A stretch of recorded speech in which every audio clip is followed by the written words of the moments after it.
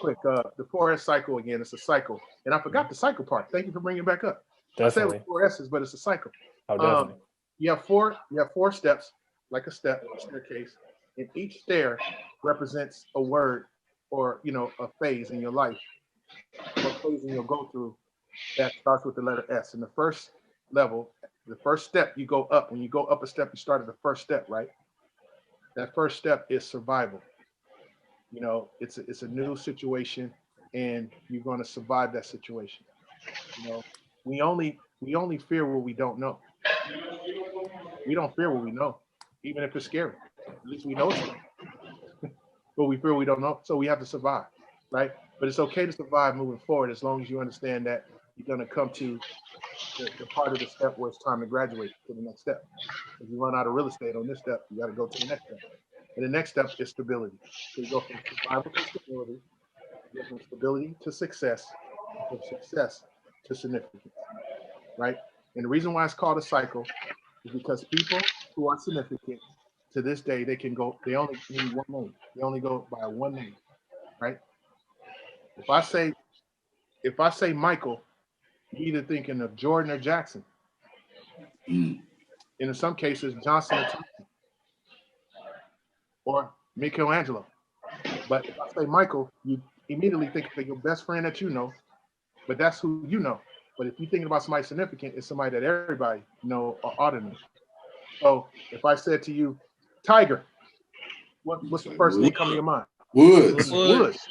It wouldn't be if he wasn't at a level of significance, right? That's right.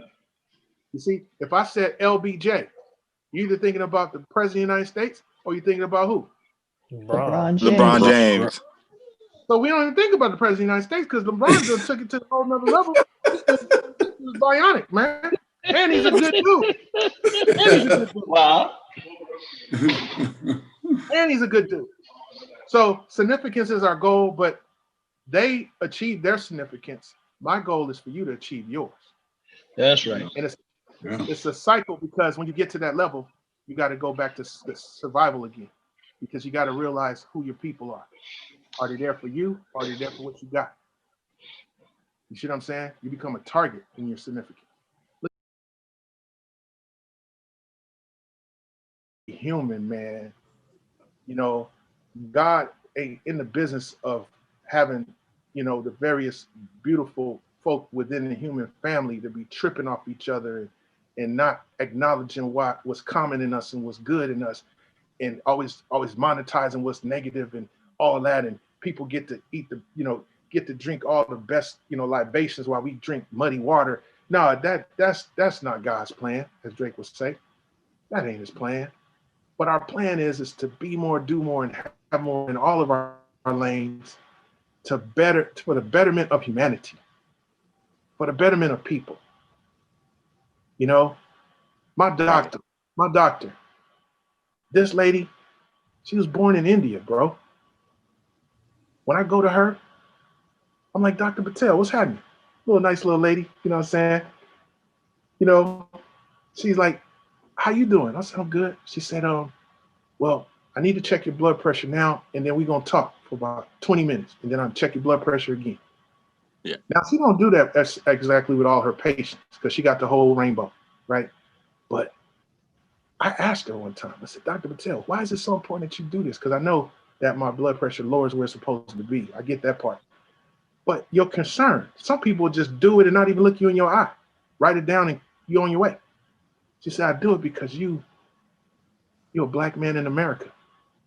And my responsibility is to manage your health.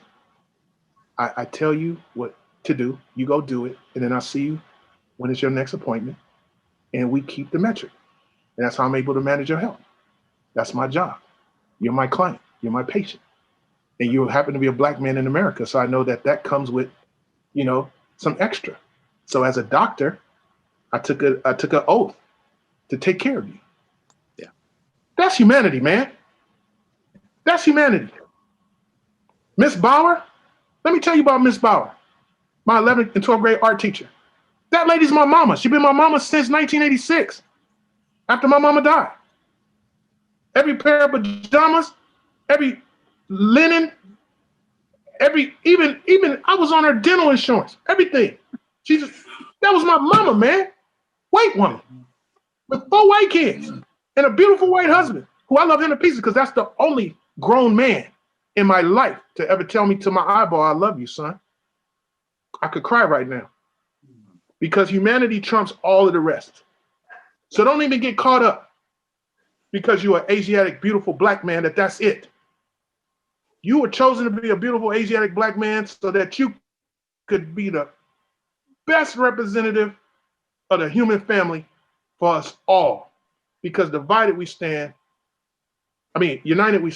excuse me, and divided we fall. Your job is to execute God's plan so that you could be more, do more, and have more on behalf of yourself, your family, and your community at large. If you only had one more year to live, what things would be important to you? And that list is also a litmus test to understand what your purpose is. Because again, your purpose is connected to your happiness, and your happiness is connected to your destiny. They all go together. That's right. And neither is the journey. These are destinations I'm talking about. But the journey is where the living in life is. So it matters how you live, and it matters what you're doing to live on purpose, to get happiness. That's why we breathe. We breathe to pursue happiness. Brother Jordan, you and I and everybody on this call and everybody that has nostrils, we all have the same dream. The same identical exact dream.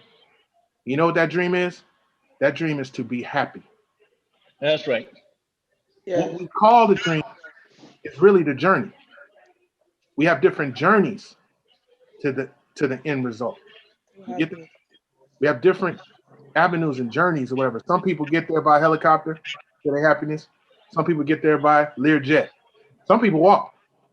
Some people get there by the 405 to the 10. You know what I'm saying? However you get there, you get there. But the goal is the same destination. We're trying to get there, right? So happiness, that's why the movie's called Pursuit of Happiness, right? Because that's what life is about. A psychiatrist, psychologist, just a mind expert at mentalities and thoughts. And he had a pyramid. He had a pyramid called Abraham Maslow's hierarchy of needs. Hierarchy, meaning this one comes before this one comes before that one. And it's 5 of them. And the first one was physiological, meaning the human being's physical body needs to be taken care of before you can think about anything else.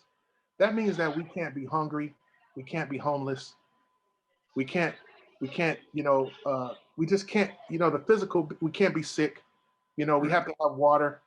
These things, these needs have to be met, okay? And then once these needs are met, then we can begin to think about the next level. And the next level is called safety. So if you're homeless, you don't care where you live. You just need a roof. That's but right. Once you have a roof and you had it for a little while, then you start thinking about safety or something else or something better. So because this need is met, now I could go to the next need and think about that. How safe can I get? Then once safety is met, then I can go to the next thing. I can't think about the next thing until this thing is done. Then I go to the next thing, which is love and belonging. I can't love nobody if I'm not safe, and I can't belong to nothing if I'm not safe. You can't even talk to me if I ain't safe. But if I'm safe, then I could have the capacity to love you and be loved by you, which gives us a relationship to build something together. And only until I am loved and feel like I belong to something like boss, then I could feel great about myself, or at least better. Coming to esteem, which is the 4th level, esteem. And only until I have self-esteem, we all have self-esteem, but it needs to be high. It needs to be activated. You know, your activation is either low, middle, or high, or but you have it. You just have to activate it. So the higher your self-esteem, the better you feel about yourself. And the higher your self-esteem, when that need is met, the ability to feel celebrated and acknowledged and, you know, all that good stuff. That's why we go to college, and after we do all that work, we have to have a ceremony. It's called graduation, right? You need to feel good about this, man. Give me that big black dress, man. I'll put it on. It's funny. You know, for Big Mama now, you know, they need to feel good too, because I didn't do it by myself. Until that happens, we can't get to the highest level, which is the same level as significance, and that's self-actualization. That's when you basically fulfill your meant to be, and everybody sees it.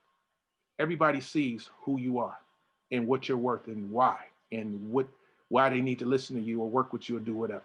Okay, and so when you ask how I became an engineer, or why I became an engineer on my way up to my self-actualization, it just happened that I used engineering. It used me, right. and I used it. That's right.